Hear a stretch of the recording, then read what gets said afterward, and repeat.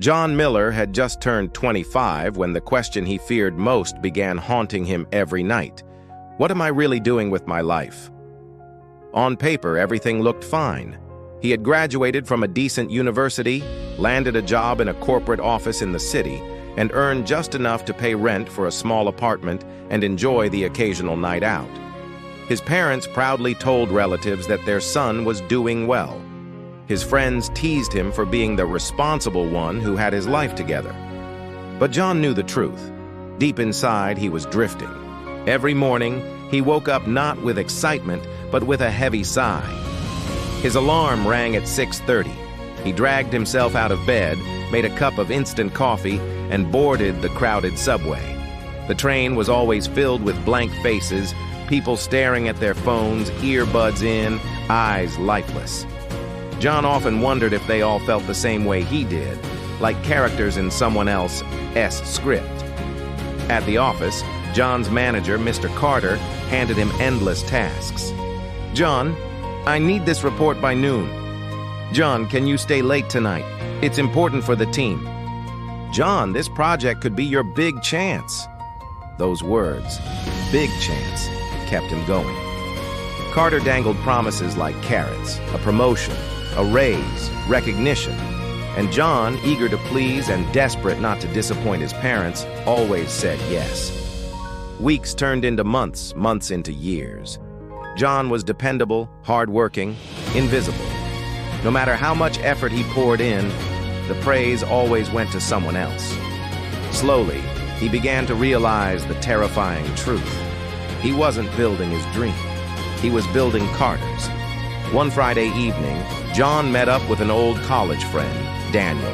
They hadn't seen each other in years. Daniel looked different, confident, energetic, almost glowing with freedom. "Man, you look exhausted," Daniel said after their first drink.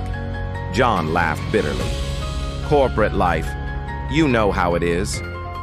"Actually, I don't," Daniel replied. He leaned back casually. "I quit my job 2 years ago, started my own design agency. It's tough, but at least I'm working for myself. Every day feels like I'm moving toward my vision, not someone else's." Those words hit John like a punch. My vision, not someone else's. John forced a smile, but the thought echoed all night. Over the next weeks, he couldn't shake it. He noticed how Carter always spoke about his plans, his goals, his future. John was just a pawn. One evening, leaving the office, he overheard Carter talking to another manager. "John? Oh, he's reliable, sure. But he'll never be a leader. He is the type you can push around. He'll work himself to the bone if you tell him it's for the team. People like him keep the wheels turning, but they'll never drive the car."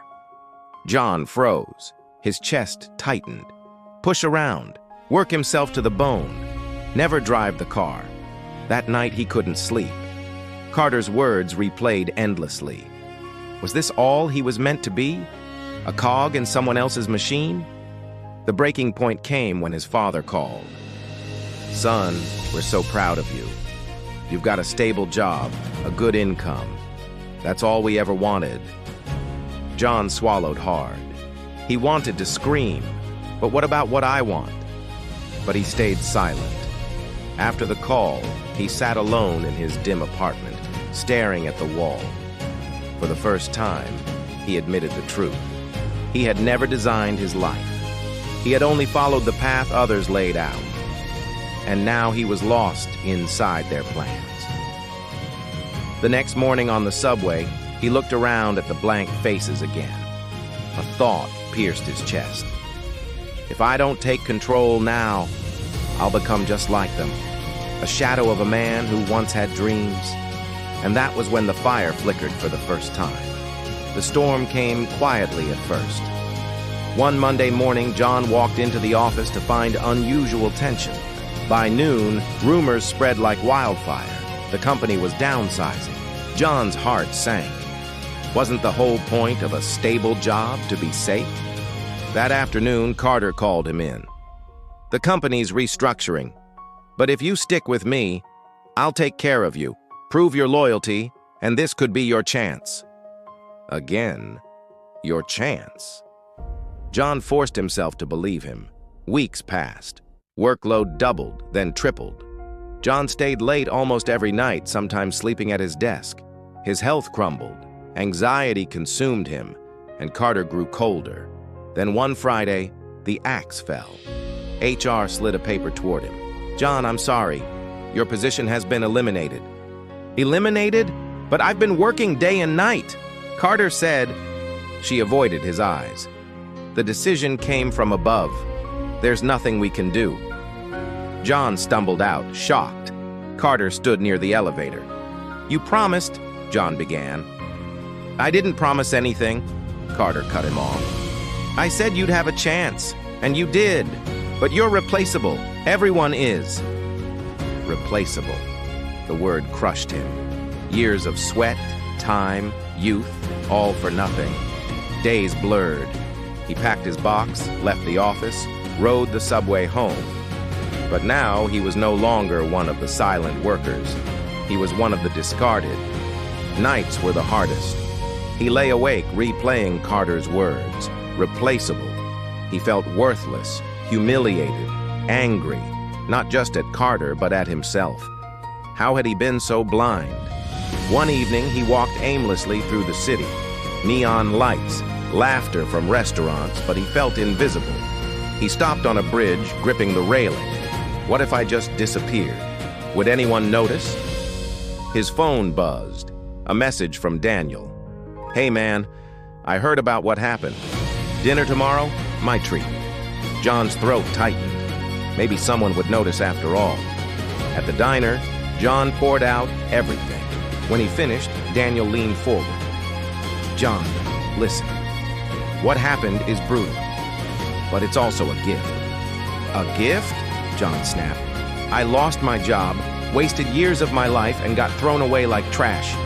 How is that a gift?" "Because now you see the truth.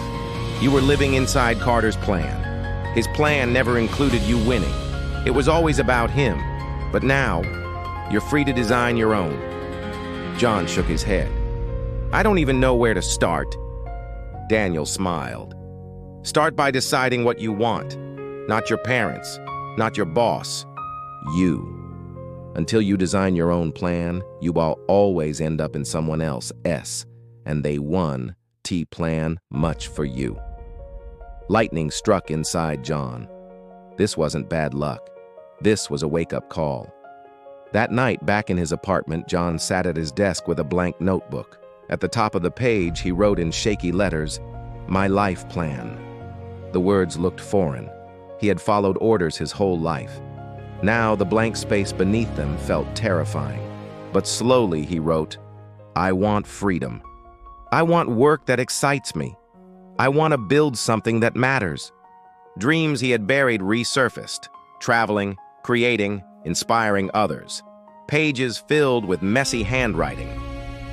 For the first time in years, John felt alive. The next morning, doubt screamed. "What if I fail? What if I'm not good enough?" He almost shoved the notebook away, but Carter's words echoed. Replaceable. Daniel's reminder followed.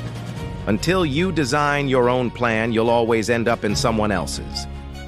John whispered, "I'd rather fail at my own plan than succeed in someone else's." The first steps were brutal. He cut expenses, moved to a smaller apartment, sold things. He bought time with sacrifice.